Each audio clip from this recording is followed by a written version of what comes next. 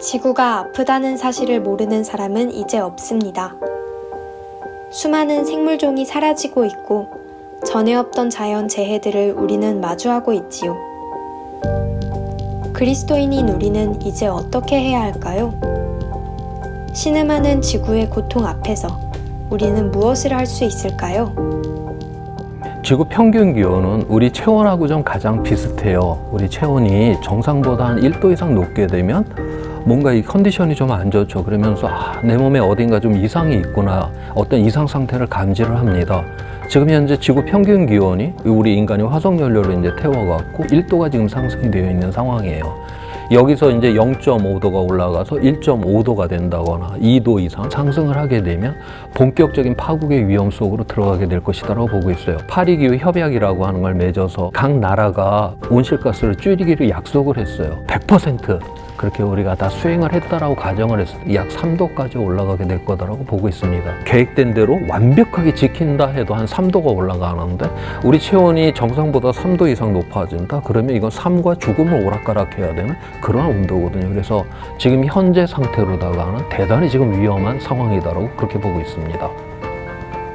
인간이 사용한 화석연료로 인해 25배나 빠른 속도로 지구의 온도가 높아져 왔다는 사실. 한쪽에서는 편리와 부유를 누리는 동안 다른 한쪽에서는 굶주림과 파멸이 지속되어 왔습니다. 이 상태로 달려간다면 우리에게는 어떤 일들이 펼쳐질까요? 현재보다 1도 정도가 더 상승이 돼서 지구 평균 기온이 한 2도 이상 이제 올라가게 되면 현재보다는 한 10% 정도 식량 생산량이 줄어들게 될 것이다라고 그렇게 보고 있어요. 만약에 10% 식량이 진짜 이제 줄어들게 되었다라고 했었을 때 우리 스스로가 만들어 놓은 정의롭지 않음이 더욱더 증폭이 되는 이런 아수라장의 세상으로 들어간다라고 하는 것이 금세기에 우리가 살아가는 동안 만약 이 기후위기를 막지 않게 되면 경험하게 될 그런 위험이다라고 그렇게 보고 있어요. 기후위기는 내가 받아들이고 싶지 않다고 해서 피할 수 있는 것이 아닙니다. 우리는 이미 기후위기의 한복판에 서 있습니다. 수많은 생명들이 이 땅에서 기후위기로 고통받고 신음하며 죽어가고 있습니다. 주님께서는 이 땅에 오셔서 지극히 작은 자 하나에게 하지 않은 것이 자신에게 하지 않은 것이라고 말씀하셨습니다. 이 기후위기로 고통받고 있는 가난한 자들과 유청소년 젊은이들, 그리고 말 못하는 자연들이 바로 하나님께서 이 시대에 가장 사랑하고 있는 자들이라고 할 수 있습니다. 기후위기를 받아들인다는 것은 그들을 자세히 오래 바라보면서 주님처럼 사랑으로 돌보는 일이라고 할 수 있겠습니다.